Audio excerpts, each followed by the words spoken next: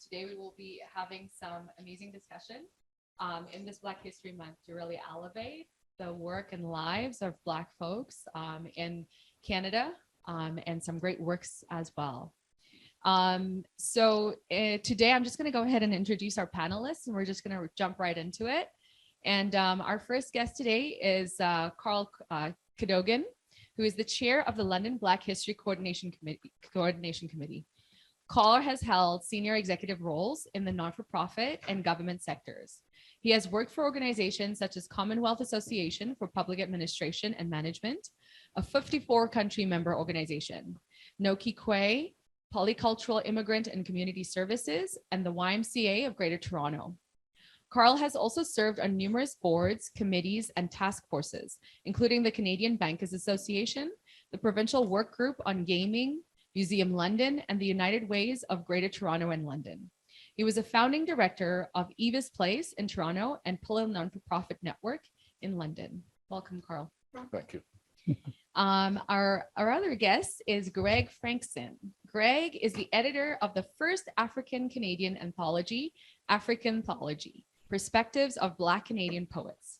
The anthology brings together some of Canada's most influential dub, page, and spoken word poetic voices, and gives them space to speak freely about their personal journeys in piercing verse and unapologetic prose.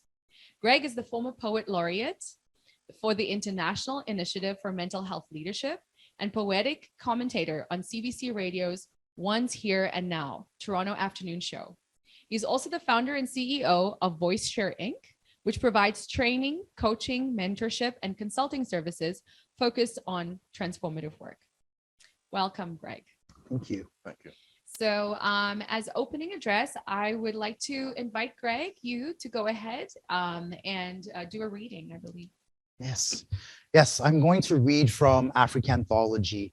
I am privileged not just to be the editor, but I also provided a poem and an essay to the collection as well as a contributor. And so I've been talking a lot about the collection as a whole, but at this occasion, I'd like to speak to you also just as a contributor, as someone who's just put his work in there. And so I'd like to read the poem and then a selection from the essay itself. So I'll start with the poem, which is called The Blackened Room. Open the door. Step inside the contours of your fear. Caress the warp in your perception that braids devastation to your cranium, tight like rows of Negro corn as each footfall draws you deeper. Wrap yourself in the blackness like a discomforted comforter, too warm that leaves you sweaty, restless, confused, discombobulated equilibrium. Dissolve matter into the ether, argue spiritedly with the lives you'd meant to live before this. The door groans shut behind you, cuts off all possibility of escape. Bidden by the highest bidder who enslaves you to new terror. Bitter as the sea salt that transported anxiety-addled chattel from foreign sands through the hourglass, you are diminished. Once plucked from indigenous land and cast onto red-soaked soil unfit for your roots. Shrunk down to near enough to nothingness, pulverized in aggregate to be ground down into building blocks of oppressive freedom. Shackled by the petrification of ambition and unfreed wills, a testament to the death of one's hope. newly nested in pathology that holds you fetal fragile like an eggshell, broken open oozes unrestrained like a liquefied scream. A race to fill cracks and crevices whips quickly across sullen floorboards, desperate search for unattainable wholeness in the fetid, dank, dark vacuum of a space that proffers no gentle companionship on the journey to pernicious perdition, just a middle passage from here to where fear lurks in dark corners, waiting.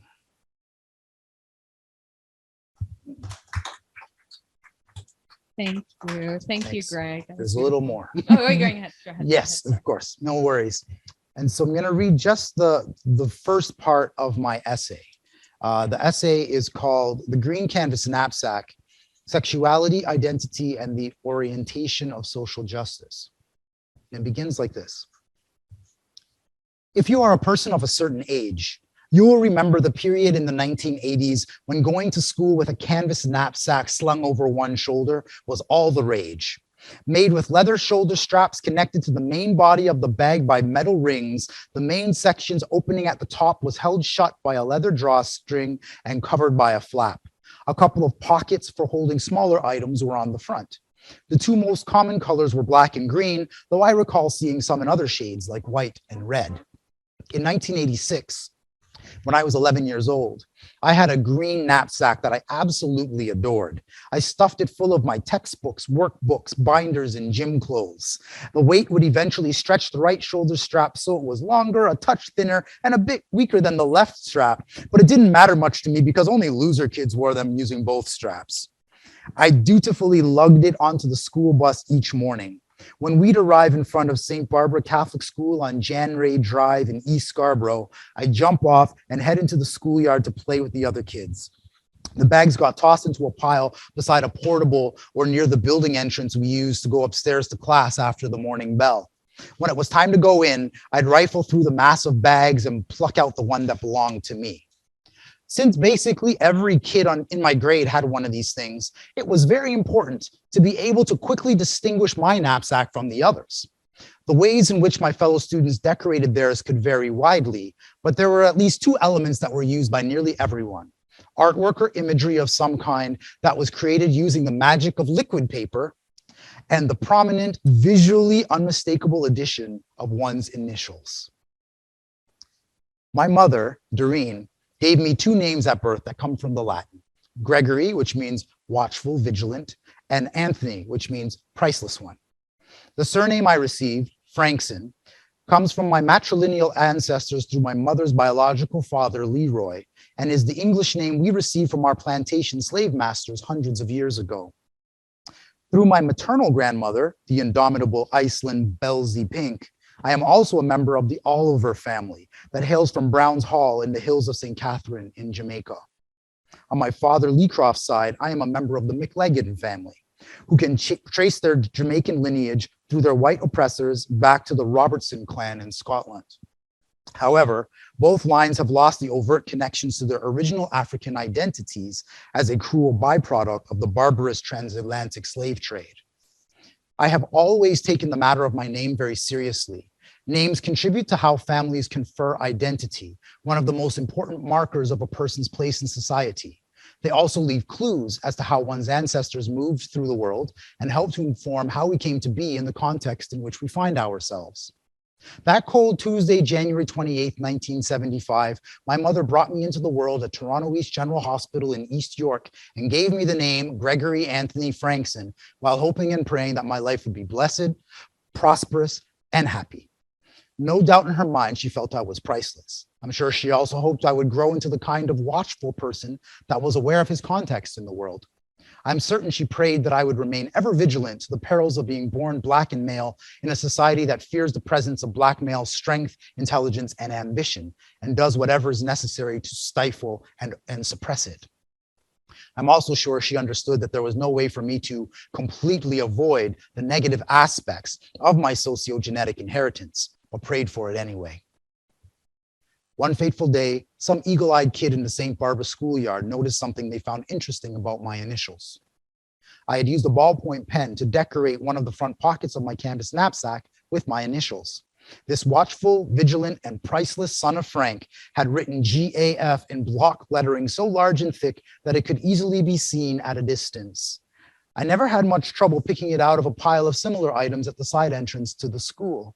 Therefore, it wasn't very difficult for other students to pick me out and then pick on me once they realized that GAF spelled backwards was a slur that no one ever wants to be called, especially a straight black boy in a Scarborough schoolyard in 1986. I'll stop there. If you want to see where the story goes, get the book. That was beautiful. Thank you so much for that, Greg. Just a beautiful connection between past and present. Thank you. So Carl, I'll let you go ahead and address the audience. Well, it's hard to follow Greg's. I'm not a poet, and I've been writing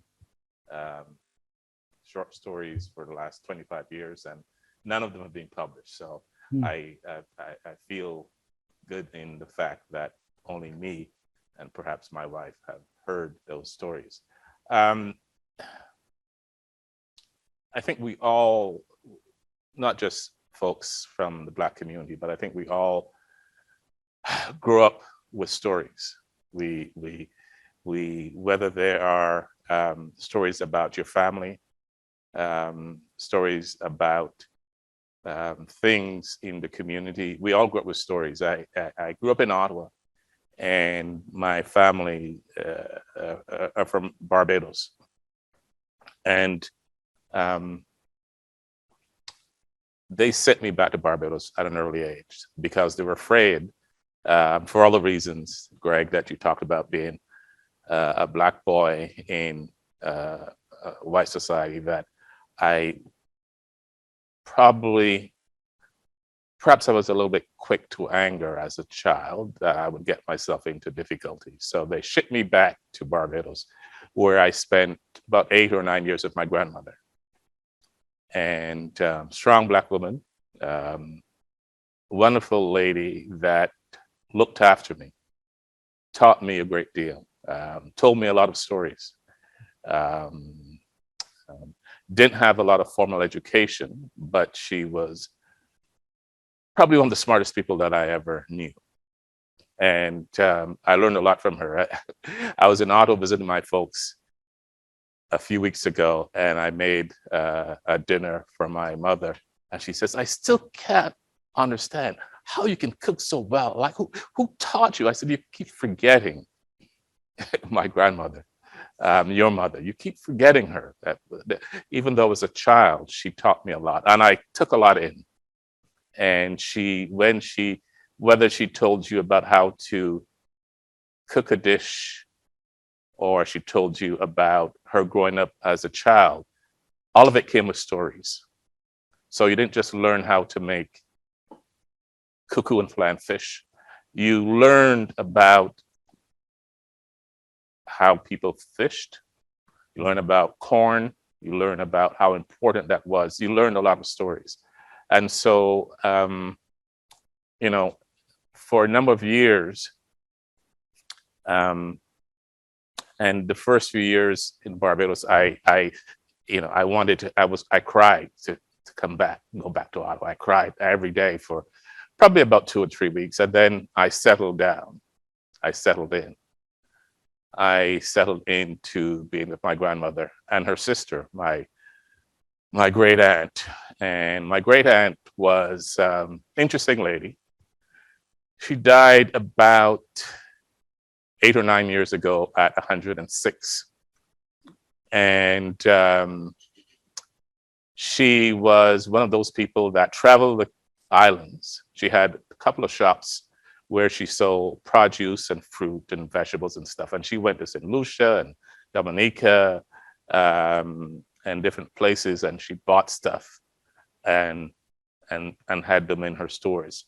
So I learned a lot from her as well, although my mother still doesn't like her, although she's been long dead.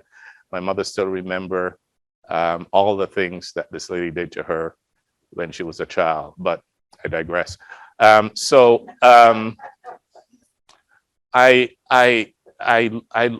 enjoyed being around two old ladies. It was a kind of life that when I went back to Ottawa, I missed it. You know, I missed the affection. They protected me without doing a whole lot. You know, as I reflect back on how I grew up, I thought, boy, they looked after me really well. And they taught me a lot. And my grandmother's eyes were going quite early, so I read to her. You know, people are still surprised at how well I know the Bible. I know it because I read Genesis throughout Old Testament, New Testament to my grandmother, and sometimes I read a little bit, sometimes I read a lot, sometimes she wanted me to reread things. So I learned to read well because of how I read to my grandmother. And many times she stopped me when I read something, and she would tell a story about something that happened to her that reminded her of a passage in the Bible. And that's how I remember the Bible as well. Passages that connected to something either in my own life or in the life of my grandmother. And so as you get older, you think about all the important things that has happened to you, and growing up with these two ladies was very important. About 25 years ago, about 30 years ago, my grandmother died. And so when she died, I went to Ottawa come back to Ottawa with my parents. And my great aunt stayed in Barbados, and then she left Barbados and went to Trinidad. And she went to Trinidad because her son, her only child, was ill. And so she was a lady, I said she died at 106. She buried a whole lot of folks, you know, a lot of folks. She went to a lot of funerals. She buried her son, she buried 2 husbands, she buried 4 sisters. She was one of those people that was amazing lady. So she was in her 90s or so, and I went to see her. I thought, you know, she's in Trinidad, because her son had died and she was there alone, and she would write to me. And so I went to visit her, and it was an amazing experience. And I spent about 2 weeks with her. And then I said, you know, she said, your mother's still upset with me, you know, and why is she still upset with me? And I said, I'll do my best to reconnect you and her. So a few months later, I organized a trip to Trinidad with my mother so that her and my great aunt, her mother's sister, could reconcile. And, you know, they could, you know, I would tell you one reason my mother was upset with her, but that's another story. But I took them, and I made sure to spend all the time together. And we decided to go to church one Sunday. And it was a church that my great aunt knew the pastor really well. She had rescued him as a child and done something. He always reflected on the fact that she saved him. So she wanted to go to church. Although I said I read the Bible a lot, I had stopped going to church a whole lot. So going to church but I said I will do it. So my mother and my great aunt and I went to church, and Trinidad is hot. The church was big, and they were packed with people, and no air conditioning. And it was harvest, so people brought stuff to the altar: cane and yams and potatoes and bananas and plantains. So the altar was filled with all kinds of stuff. And the preacher, who I had not met before, and I met him earlier that morning, he did his service, and sort of in the middle of the service, he said, I wanted to say hi to someone that means a lot to me. And he said hi to my great aunt, and he said hi to her family that's here. And he said, you know, this lady was amazing to me when I was having a hard time. And she said, come up here to the altar. He brought my great aunt up. And he said, whatever. He said, let's sing whatever he wants to sing. What was the song? Anyway, she came up and he said, lead the congregation in a song. And she started to sing. Now, I'd known the lady, I lived with her and my grandmother for many years. My mother knew her for a long time. She was in her 90s. I'd never heard her sing. She started to sing. My mother started to cry. My mother, who I'd never seen cry, ever, started to cry. This old lady started to sing. For the first minute or two, the congregation, like 300 people in this church, sweating, ladies with fans. No one said a word. It was quiet. She started to sing. And what came out of her mouth was like an angel. And my mother started to cry because, and I was sitting beside my mother, she said, and we sat there, and then the rest of the congregation joined in and started to sing with her. And then she came down after the end of the sound. She came down, people, you know, the service stopped after she finished. And everybody, the preacher couldn't get people to come back because everyone was around her just reveling in the fact that she sounded like an angel. I remember that, and I tell you this story only because when she turned 100, I was in Ottawa visiting my folks. And I said, you know, Sis Bino is 100 today. I should call her and wish her happy birthday. So I picked up the phone, called her, and said, happy birthday. And she said, you know, a lot of things had happened. The Prime Minister of Trinidad and Tobago, because she was the only person on the island that was 100 years old, they had sent a car for her, took her to Parliament, had the birthday cake for her, done all these things for her. And she was telling me about all these things. And I was talking to her, and she kept saying, I can't hear you. I can't hear you. And she said, oh, my hearing is going. People are doing things to my hearing. And I said, you're 100 years old. The fact that you could pick up a phone, we can chat, you don't know how lucky you are. And it was an experience for me, growing up with two old ladies who taught me a great deal about life.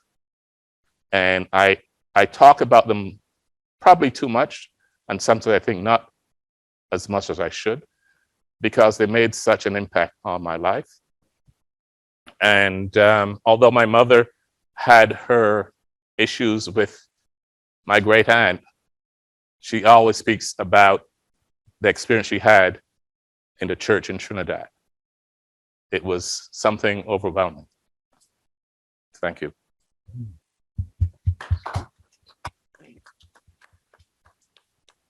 So having said that, and not being a poet, could you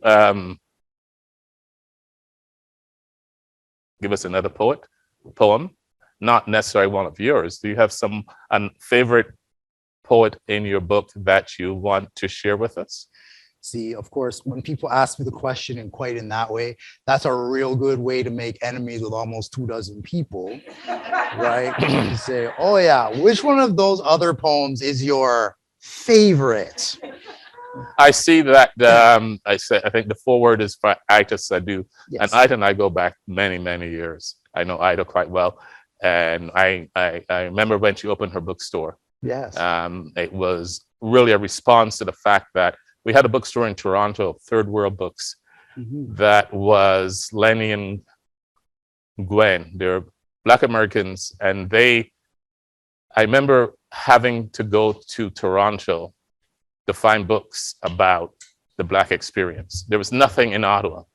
It was either Toronto or Buffalo when I was a child. So in grade 12 or grade 13, I I wrote an essay, and I remember going to Toronto and spending a weekend at Third World Books with Gwen and Lenny, and buying. I had a part-time job. I think I spent like kind of a month's salary on books. And when I took the Greyhound back, I remember I had bags of books in my hand, and I remember when Ita opened her bookstore, because when Lenny died and Third World Books closed, there was nothing. There was a vacuum in Toronto, and Ida's bookstore sort of took over. Yes. Yeah. Yes. Right at the corner. Bathurst and Bloor, or Blackhurst. There's a lot of historical context to the Black community in Toronto and in that particular part of town. So it's significant, not only the bookstore, but its location is also significant to the community, for sure. I'm going to share a poem. Okay. This one, not so much that it's my favorite, but I believe that this poem best summarizes the energy and the intention of the book in poetic form that's in the collection. Thank you. It's written by Dwayne Morgan. I remember Dwayne Morgan. Yes, I'm sure you probably do know Dwayne. Dwayne is very well known, and a legend of spoken word in this country, an old dear friend of mine. And the poem that he contributed is called One. And it goes like this. I've been told that my shoulders are broad for my stature, must be from the weight that they carry, the weight of a community often pushed to the margins, too dark for pretty pictures, often placed in boxes that we didn't produce, expected to represent the multitude of identities packaged within this dark hue. Even when doing my best, I can never manifest or represent all that we are. Far from just rainbows, we are every shade, every gender, every orientation, every checked box that has been made. And I am just one of the multitude, one voice, one idea, one man, tasked with representing all that I can. Understanding that some will fall through the cracks because we are too vast, too diverse, too unique, too much us to be fit into a cup, half full or half empty, but always fully whole. Even when others deny the beauty and diversity of our souls, we are candles, wick lit at both ends, burning out until we are done, trying to be many when we really are just one. Thank you.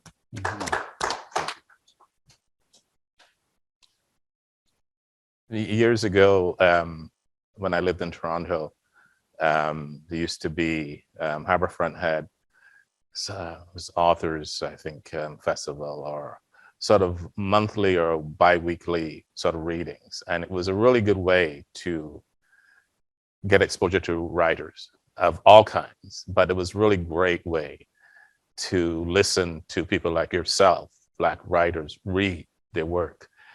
And it's so much more impactful than just reading the words. I find when I listen, I think in one of those readings, Austin Clarke read from Growing Up Stupid Under the Union Jack. He read, I think it was like a chapter, and you know, it sort of touched me so much, because I hadn't read the book, but him reading that chapter made me want to go out. I had bought one or two others of his book, but I went out and bought that book, and really, you know, I wished I could have taken him home so he could read the rest of the book to me. But it really was amazing to have an author read something. And I always love to hear writers read. I always get so much because I think that you're able to articulate and punctuate the way that, you know, you saw the words when you wrote them, or even when it's another writer, you understand really how they have formed those words to get to that point. And so thank you very much for reading that Dwayne Morgan's poem. Yeah, that's a really powerful point, especially because with Dwayne, he and I have known each other for almost 30 years and have performed and worked together in poetry many, many times and collaborated on events. Yeah. And we're on the slam team together when we won a national championship in 2012. So I am very familiar with his style. And so I can read that poem in the way that Dwayne would read it, because I've heard him speak his poetry so many times. Yeah. And I think you're right. There's power in hearing the words being shared in the voice in which it's been created. And I think that that's really what I wanted to get at with this collection as well, is we need to capture folks speaking in their own voices, and not just speaking artistically, but also speaking in terms of what their lived experience has brought them through and shown them and taught them, so that those lessons can then be passed forward to folks who are reading them in the now and to folks who will read it in the future. Yeah.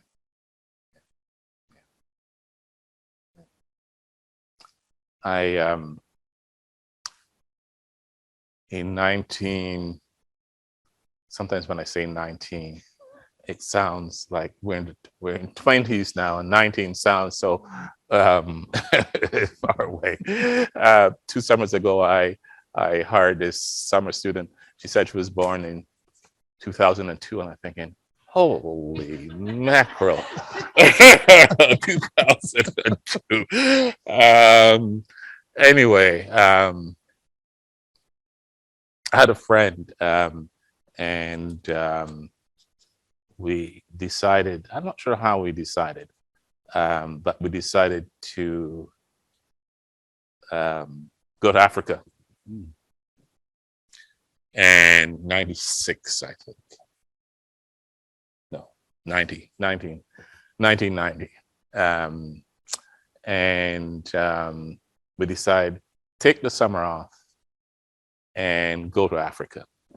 And so, and we bought, Africa on a shoestring and lots of travel books to ensure we could travel for 2 or 3 months cheaply. But we wanted to see as much of, especially East Africa, we started East Africa, as we could. And I reflect on that because one of the things that we did that I thought about a couple of weeks ago when we were talking about, I've had a discussion with some people about South Africa and apartheid. And while we were there, it was before Mandela was released and apartheid was still going on. So I don't think we could have got into South Africa, but we decided to go and visit the Pan-African Congress, which was the other group in South Africa that was fighting for freedom. They had an office in Dar es Salaam in Tanzania, and we decided to go and visit them. And because we read somewhere that they had a plan for South Africa after apartheid ended. And we thought, boy, let's, everyone was leaning towards the current government, but we liked these guys, and they were interesting. So we went to their office in Dar, and they were amazing. They had been expelled, they had ran away. A lot of their members had been killed by the South African government. And there are times when the South African government and the agents had, coming to Tanzania and try to get rid of some of these guys. Brave, real brave men and women that were doing things quite amazing. I couldn't understand and believe how much people sort of experience. And so one of the interesting things they did, we spent sort of a day with them. They told us stories, and everyone. So we told them stories about Wayne, the guy I traveled with, had a very similar experience that I did. and a bit of an academic though, and very bright guy. He told them about his experience growing up in Toronto and Jane Finch. And I told him about my experience growing up in Ottawa. You know, he went to a school where there were Black kids. I went to, until grade 11, a school of 1,500, there were 2 Black kids, myself and one other. So, so we told stories about growing up in the school system, because these guys were really focused on education and they wanted to reinvent how Black kids in South Africa were taught. And we spoke a lot about education because Wayne is an educator. And so we told stories. And as I remember each of those stories, they were almost parables of life. You know, it was, you know, so we almost were sitting at the feet of, you know, wise men and women who talked about their experience. And we just kind of soaked it all in, you know. And I think when we left the office, we went back to our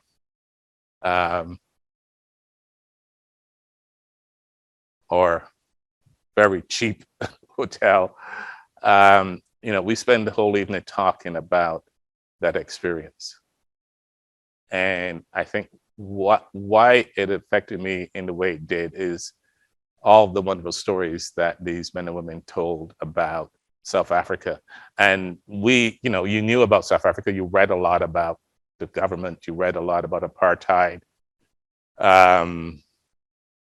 You know, we were people who boycotted South African wine, and we had protests at Carlton. We did a lot of stuff, but hearing these people talk about their experience, the stories, and their life was amazing. And it was, you wish that everyone had that experience. Because if everyone had that experience, apartheid wouldn't have lived as long as it did. The stories that these people told. And so, you know, we shared stories. That's what we did. And I think we're, you know, sharing stories today. We are chatting, and lots of folks here in the audience, and I'm sure you've got stories that you can share. It'd be nice to hear something from someone in the audience. I don't know you, but I suspect you're the new ED of Pillar.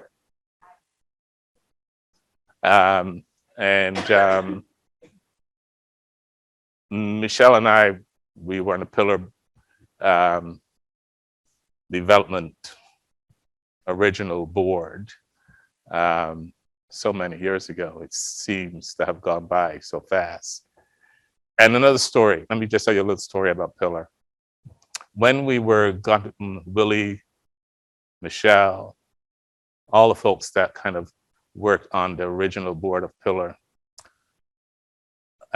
we wanted to call the organization, before we came to the Pillar, we want to call it the Not-for-Profit Chamber Organization. And the Chamber of Commerce freaked out. They freaked out. Yeah. People are going to get confused, and you're not a chamber, and we've got, you know, their framework and guidelines. So although I think the organization in Calgary has chamber in their name, but we were developing at the same time, London and Calgary, and there are lots of discussions. So it's great to see this. Whenever I come into this building, I think about how far Pillar's gone and what a great organization it is, and the work you've done. So, a story from you? Oh, see, this feels like that at a comedy show. Sitting in the front row. What an interest. Maybe I'll sit. What an interesting way to engage the audience. Thanks for that invitation. So any story, my goodness. I think one. Tell us something about, I know I saw your bio when you were hired, and very impressive. But tell us something personal about your life growing up. So it's interesting how stories are connected, although experiences are so starkly different. So as you were mentioning, sort of the familiarity of being raised by the wonderful women that had brought you to be the person that you are and the community member that we get to benefit from in so many ways. I don't think we put into context sometimes what the type of systemic and cultural barriers we're trying to break down impacts us and weaves our stories together in such a way that is really compelling. So anyway, really framing this up, and I hope I'm not a storyteller, folks. Like, let's let's be very clear about this. This is not the easiest thing, but let me give it a shot. So as a child of global displacement, a product of global displacement, I didn't have those connecting stories with family members. The community was my family from a very early age. I came to Canada in 1988 in Nova Scotia. And there was a sense of excitement. I should say it was December 11th, 1988. I did come by way of Poland. It's pretty cold there too, but not the same kind of snow as we experienced that winter in Halifax, Nova Scotia, which I would say was at least a meter high. I was a young child at that age, probably about the same age as what my twins are now, close to the age of 8. And I remember walking along this downtown streets of Halifax after the snowfall, having arrived only a few days in Canada, spent 2 years in Europe, but I didn't actually know all of the hype and the culture around Christmas. And so in my world, men with long beards who wore hats were the Ayatollah.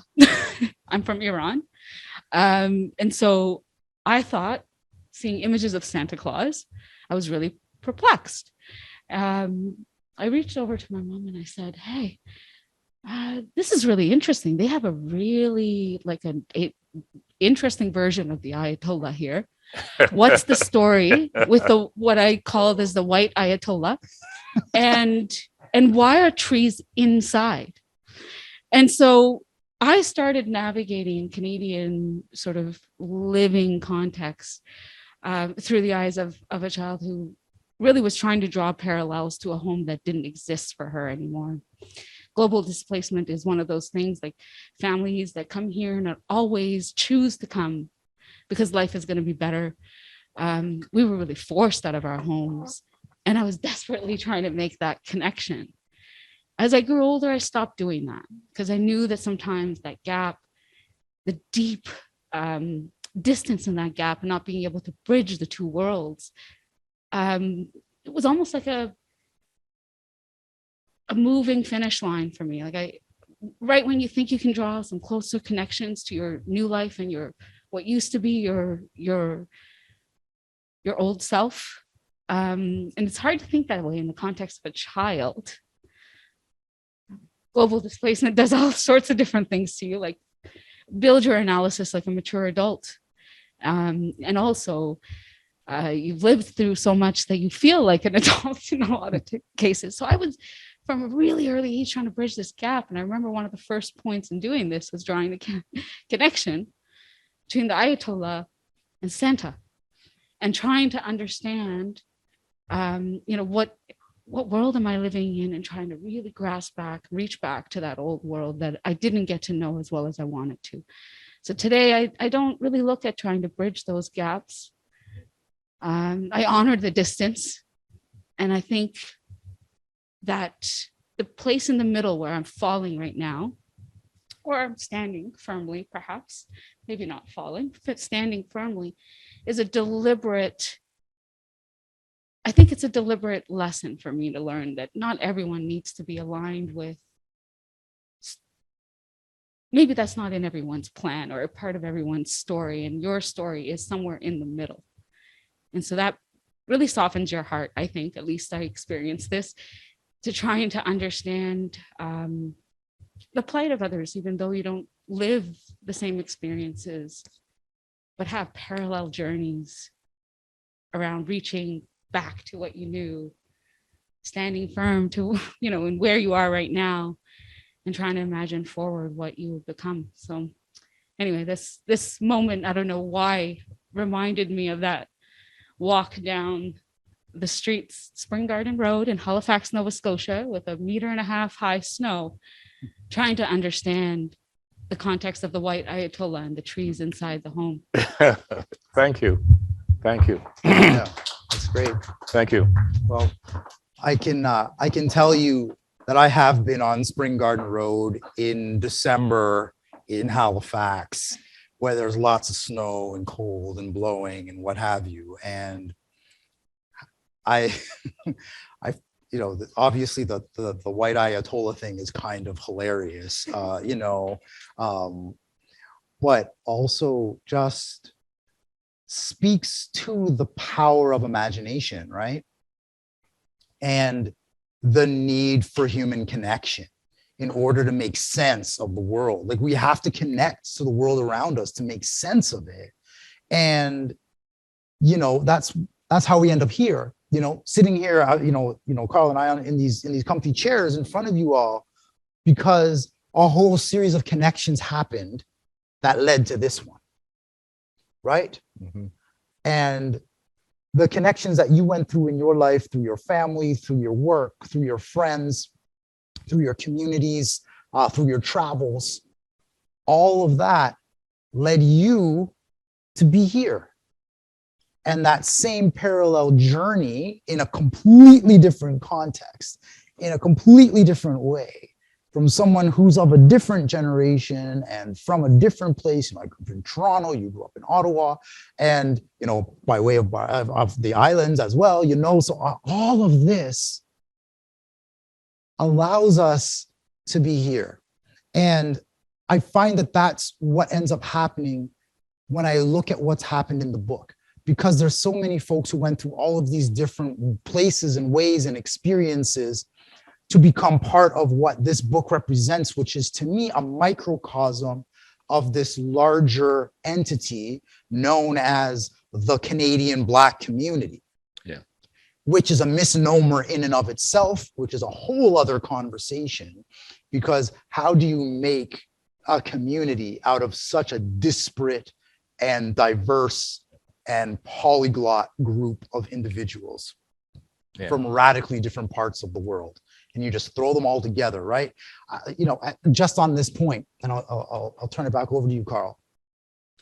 When you look at the census data that's gathered every 5 years by Statistics Canada, and you look at the categories of visible minorities, there are 10 categories of visible minority. Black is the only of those categories that is not based on geography. And so then you need to ask yourself, what is it that society is doing by forcing the creation of a unified conception of Blackness in Canada? What the impact of that is on us on a broader societal level, and then bringing it down to a more granular level. What does that do to a group of people who might be from Jamaica, from Barbados, from Equatorial Guinea, from Australia, for all that matters? But you bring all those folks together and you call them all the same thing. Like, what are the broader impacts on the micro and macro level? And why are we doing it? And what does it mean? I a couple of years ago, I wrote this article for the Free Press, and I've written a couple of things over the last number of years that kind of try to speak to the same issue, and it's Black History Month. Although London Black History Coordinating Committee, that's kind of our mandate is to help do stuff, coordinate, present, do stuff for Black History Month. But I always have a struggle with it because the history isn't Black history. It's Canadian history. We had a meeting yesterday with Mayor Holder talking about this project we're working on, the Fugitive Slave Chapel. This is a building that was built in 1840 by folks who left the US through the Underground Railroad, came to Southwestern Ontario and landed in London. And they built this chapel for worship and for community and for all kinds of things. And it was the center of the community for many, many years. And then it became somebody's house. And about 10, 15 years ago, the person who owned the land was going to tear it down, and Black community sort of responded, saved it, we moved it to a location beside BME Church on Gray Street. And it's been sitting there, and we've been working with the pastor and the congregation trying to do stuff. Anyway, it's now been gifted to Fanshawe Pioneer Village, and we're now trying to raise money to move it again and to restore the building. And we were talking to the mayor yesterday, and it's London history. It's not Black history building. It's a building that represents London in the 1840s. It's a part. There were Black folks that were using it, but it's London history. It's not just Black history. And I always struggle with Black History Month for that reason. Growing up in Ottawa, I think grade 10, we took history, I think, and grade 13, you used to have a grade 13 for those younger people. In grade 10, we took Canadian history. And I remember going to the Parliament Hill, and I always liked history, but there was nothing in grade 10, and there was nothing in grade 13 in the history books about people that looked like me. There was nothing about Indigenous people. There was nothing about South Asian people. There was nothing about a contribution. There was nothing about Japanese. There's nothing about anyone except Europeans. And as I said, I used to go to Toronto to Third World Books, and it was a struggle when we talk about Black History Month to do it every year, the shortest and coldest month of the year. Thank you for that. But it's more than our history. It's the history of the country, and until we are able to have this history as part of all the history books, then I guess we're going to have to take this short month, this cold month, and do our bit, because in the system, in the schools, they don't have it. They don't have it. And it's sad. Every year we do this, it saddens me, and I think, why am I doing this again? Really, I think my wife says to me, Carl, you're still chairing this thing. Let somebody else do it. Nobody else wants to do it, right? But I think the frustration is that it's really, how do you make it part of the history of London, or Southwestern Ontario? And every year we do a bit more. We try to coordinate other events that are happening in the city, and we try to present other events. But, I wish we didn't have to. I really wish that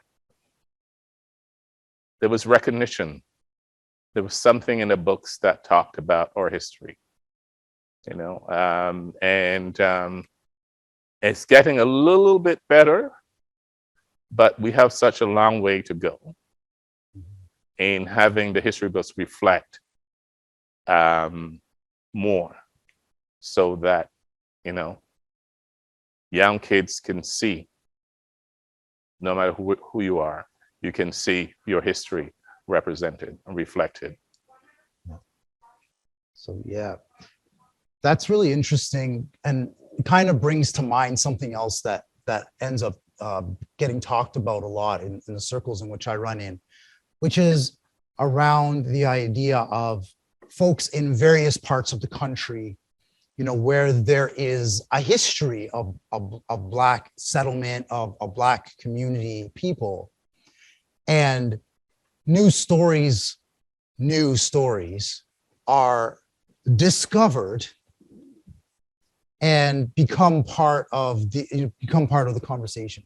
I always find that comical. It's like, did you not realize that when you were here in this community, that the story of what your community is today is informed by all of the people who lived here? And if there were Black people here, then the conversation of who you are today was informed by the historical contributions, by the historical activities, you know, challenges that were faced and overcome, all of that were experienced by the Black people in that community, right? It brings to mind what I was doing when I was at Queen's. I was, you know, the first Black president of the student government at Queen's, which is the oldest student government in Canada. And part of what I did while I was in office was to begin the process of pressuring successfully the university to commemorate Robert Sutherland, who is the first known Black lawyer in Canada and the first known Black graduate of a university in this country. And so, you know, his story had basically been buried for 120 years. And there had been students agitating on campus before I got there to talk about it. So I showed up and I was like, well, now I'm in a position where I can literally bend the ear of the principal of the university and see if we can get something done. So that's what I did. The very first thing that I did once I was elected, still president-elect, wrote a letter to the principal. Had the Dean of Student Affairs on my front porch the next morning. Greg, this isn't how we do things, and you know, there's a process to follow. Whenever I'm like, forget your process. He's been in the ground since 1878. I don't got time for process anymore. It's time to get going. But folks became aware of that story and acted like it wasn't like a foundational thing. And then I was forced to remind them that when Robert Sutherland died in 1878, he left his entire estate to the university because he died a bachelor. He's a lawyer who had practiced in Berlin, which is now Kitchener, and then moved to Walkerton in the Bruce Peninsula area, which is well known as a final destination for folks who escaped from the South on the Underground Railroad. And he practiced there. And when he died, he left his estate to Queens. If he didn't leave his estate to Queens, Queens probably wouldn't exist as an independent institution today, because they had lost their endowment in a bank collapse and were about to be taken over by U of T. They used that money to do like an institution saving fundraising campaign that allowed Queens to remain independent. But people act like, oh, you know, Robert Sutherland's story is like this interesting footnote. It's like, no, it is foundational to who you are when you're dancing around in your Highland kilts, singing the oil thigh, doing all of this Scottish traditional stuff, which I do. I can sort of do a little bit of Highland dance now as a result of my 6 years in Kingston. But Queens is what it is because of Blackness. And one of the most like Eurocentric universities in the entire country needs to reckon and grapple with that. But that's the reality of Canada.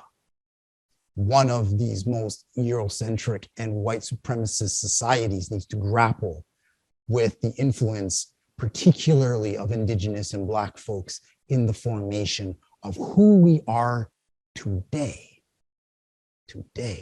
And that's why we got to keep telling these stories, not because the stories need to be discovered, but because they need to be unfurled so people can understand themselves when they look in the mirror. Because until they understand themselves and look in the mirror, they're talking nonsense that they don't really understand.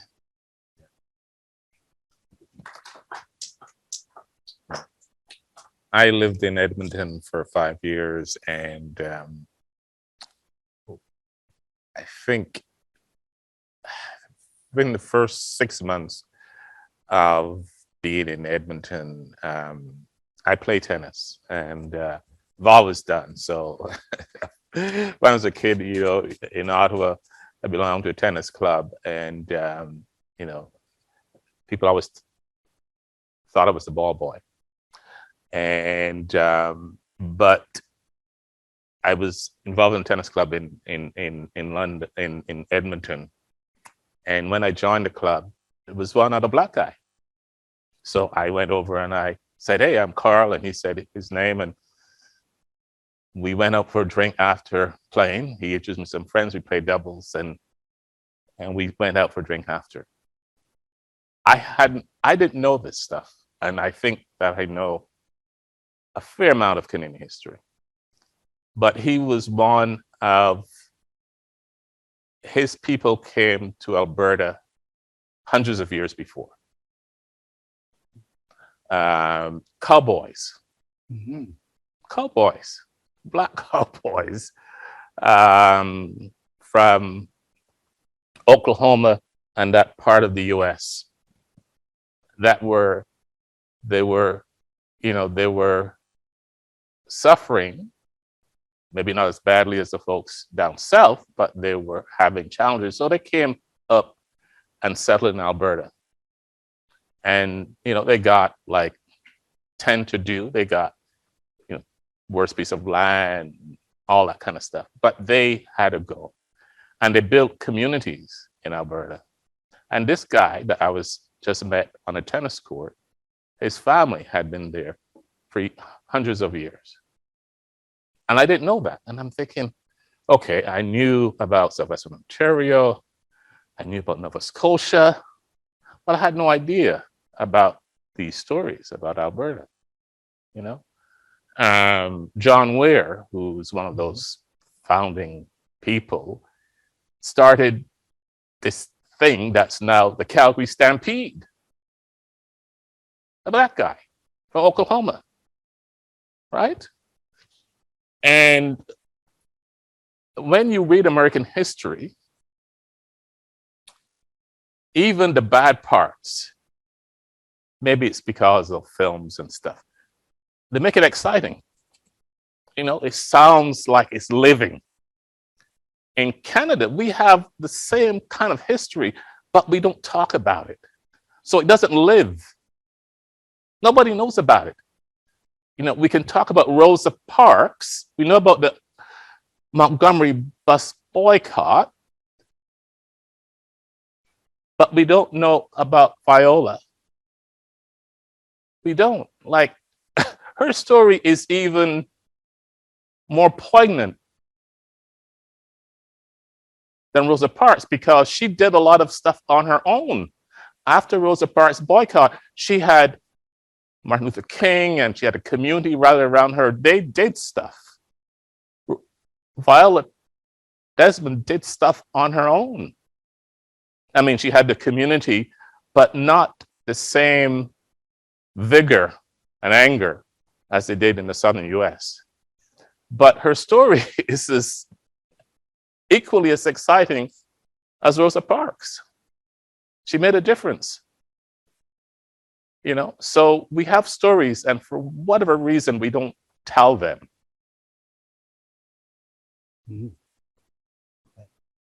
Very much so. If I can tell a little story too, please do. I actually quite very much, Carl, to a lot of what you were speaking about resonates so much with me personally. So I'm going to give you quite a few points actually of connection, and to speaking to you, Greg, just what you're talking about, how connected our stories are. So I'm actually born and raised in Cape Town, South Africa.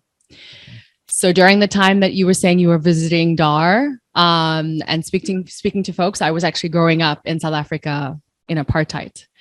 And interesting enough to my story, I grew up in teenage years. Actually, I turned 13 when the laws changed and entered what we called a white school, right? Because I was in segregated schools up until about 8th grade, and was privileged enough to be able to enter a white school when I went into my grade 9 years, and finished high school in a white school, and got introduced to basketball. And basketball is what brought me over to North America, actually, to the US. So I spent a couple of years in the US, and about 8 years in the US there, and then moved up to Canada to do graduate school here at Western in London. So I have a long kind of story as well, kind of traveling there. But I had grown up in South Africa, to Black identity, and the erasure and what apartheid did to us as well. Always tried to disconnect us from our indigenous Black heritage to draw us toward whiteness, because we were supposed to aspire to whiteness. And so in South Africa, if you know much about our sort of the politics of identity there, we had 3 races. So we had Black, white, and colored. Yeah. So all my life, I had never been called Black. I'd always been called colored, because that's what the identity that was assigned to me was. Because I was of mixed white and Black heritage. I also have actually Filipino heritage as well. So because I was of mixed heritage, I was called colored. So my identity was exactly that. I was not called Black and for the first time until I actually came to North America. So formulated a lot of my identity as well at 2. Also, I feel like with my people, specifically colored people, gave us also a sort of internal white supremacy that we held, because we were told you're closer to whiteness. So therefore, you're somehow better than Blackness because you need to be aspiring that way. So even within ourselves, we oppressed each other. And obviously it upheld that, sort of the concept of apartheid within itself too, even amongst the people. But one of the things I do treasure is that I was given a lot of oral history. Oral history that at the time as a teenager growing up, my great-grandmother lived to be 98. And was a woman who also, up until she passed away, told stories. I remember going and visiting and sitting with her and my aunts. We have a big family. My mom has a big family from my mom's side. And we would all sit around. I would sit around with my aunts, and my great-grandmother would sit there, and she would tell us stories about her family and sort of the heritage there in my family as well. So my grandfather, who was her former husband, who had passed many years before that, but she would tell us stories about him. So she was an Asian woman. So her dad was from Java and her mom was Japanese. And my great grandfather was Black. So he was actually from West African. So she had told us stories about him, how he had actually come from West Africa. He had jumped a ship and ended up in Cape Town, South Africa, which is where she had met him. And the 2 of them were together. And that's sort of how my family tree line came. And I'd heard the stories, and she had told us a bit about his history.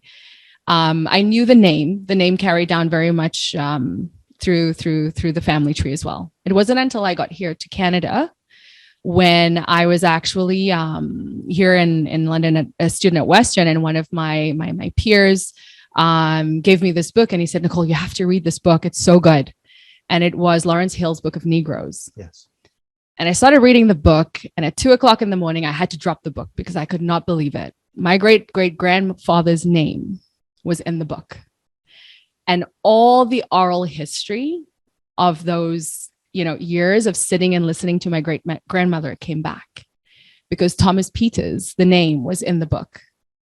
I did not know he was a real person. I heard the oral stories. I'd, kind of lived around it. And then the story started coming back. And I remembered my great-grandmother telling us how her husband, he had jumped a ship, like I said, from West Africa, but his great-grandfather was actually a freed slave who had gone back to Africa, established Sierra Leone. And that's where he had come from. And my name is Nicole Kaniki. My maiden name is Nicole Swartz. My mother is Susan Swartz, whose maiden name was Susan Peters. Her father, my grandfather, is John Peters. and his father was Henry Peters. And so the lineage of the name, my uncles are named as well, John Thomas Peters. Henry Peters is one of my uncles. Henry was the name of the ship that he had came over, that when he was a stolen man and brought into slavery to the US. Henri IV was the name of the ship. So the name Henry also is in our family in that way. Him being Thomas Peters, John was also a name that was sort of added. So my grandfather was John Thomas Peters. But this is my history, but this is also Canadian history. And I did not know that. So I have literally made the very same trip that my 4 times great grandfather had made, and feel such a connection to Black Canadian history that I think people miss, and they don't realize this is global history, right? The history of Black people in Canada is global history. So just to add a little bit to the story, and so much connections to what you are telling us about here as well. So as you can see, it resonates very personally with me as well. I said that in early 90, a friend and I went to Africa, East Africa. And then I think in 96 or 97, 6 or 7 years later, we decided to do West Africa. And so we did Ghana and all, West Africa. In Ghana, there's Elmina Castle and Cape Coast Castle.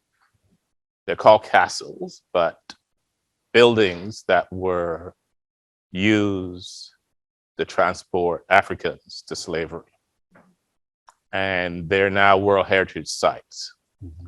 So we did Cape Coast Castle, and it was, the young guy that did the tour was brilliant.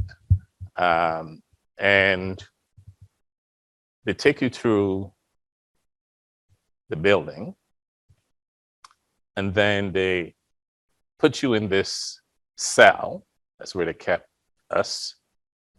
And they close it. And grown men cried.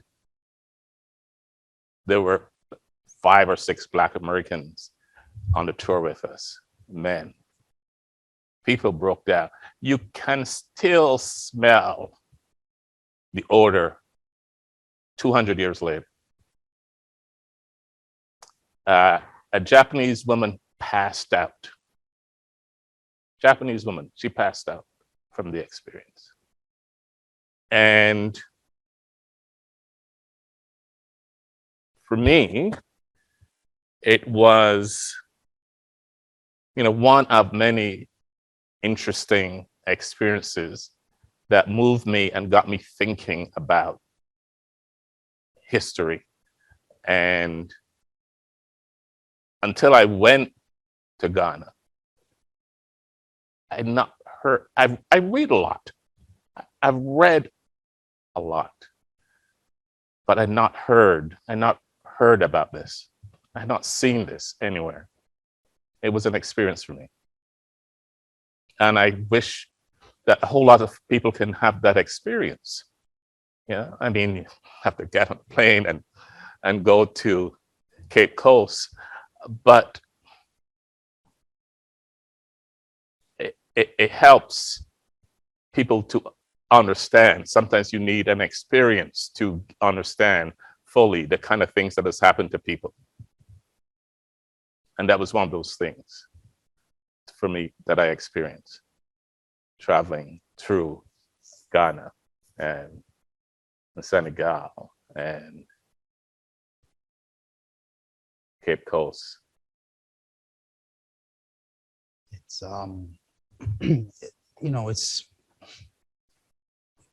it's kind of unreal how all of this kind of connects up, how it all links. Your connection to Thomas Peters is ridiculous. Like, how is that even a thing? And we need to talk, because there will be more volumes. And so that's the other thing that I wanted to tell people, is that we put poems in this book, but we also put stories that were written in essay, that were written in short prose, that were written in conversation. This is not meant to be the end. This is only a beginning of what I intend to become the AfriCANthology of Black Canadian culture, to have multiple volumes looking at a whole bunch of different areas of Black Canadian culture. And so when we come to speaking about community involvement and community engagement, that your story has to be there. We have to be able to talk about how folks come into their Black Canadianness, even if they've already discovered their Blackness, in the way that you move past the definition that the South African government initially gave you, to come here to end up assuming the label that North American society puts on you, to only discover that your ancestor had made a decision for himself and for his group of people to return back to where they had started, on the land that they had started, as an ultimate expression of their own self-determination, of their own ability to define themselves as who they truly were in their body, in their skin, in their essence. It's incredible that we have this opportunity to share and to build like this. And we have to keep using it. And we have to build that within ourselves. And y'all got to pay attention and take some notes. But I'm going to tell you right now, when class is in session, we're not the teachers. We're the folks on the sidelines who are doing our work, getting our stuff done. You want to come ask us, yo, go check it out. There's a big stack of books on the wall. Go do some reading. Figure it out. We busy. We're busy building. We're busy publishing. We're busy reanalyzing and building a new legacy. We're expanding who we are and what we're about. And we'll work with you as we go, but it's not our job to teach you. And I think that if there's anything that the post-George Floyd environment has created, it is a greater and a broader understanding that Black folks are not teachers. We're human beings trying to learn how to live. And we want to live in community with everybody else. But it's not our jobs to teach you about ourselves. It's our jobs to discover ourselves and express that so y'all can see it. And if you can learn from it if you want. So thank you, Gregory. I was supposed to be the moderator, and I think I ended up speaking a whole lot. We appreciate the fact that so many of you are here and remained and are interested in what we have to say. And we probably can go on for another 2 hours, but I haven't eaten all day. I've drank, this is my third coffee, so I probably won't sleep tonight. But I thank you all for being here. I give the last word to you. Yes, and thank you, everyone. Thank you for those as well who joined us online. Really appreciate you sharing this space with us. And again, thank you so much to our speakers and to Greg for this amazing work that you have poured your heart and soul into and are sharing with us. I encourage everyone to get the book. Support Black authors, please. But yes, thank you again to Carl for being such a pillar in our community too, and for carrying this history for us. Thank you. Thank you. Thank you, everybody. Thank you. And thank you, Drew, again, for helping us out doing the technical stuff. We appreciate that. Absolutely. Take care. Right. Thank you. Thank you, everyone.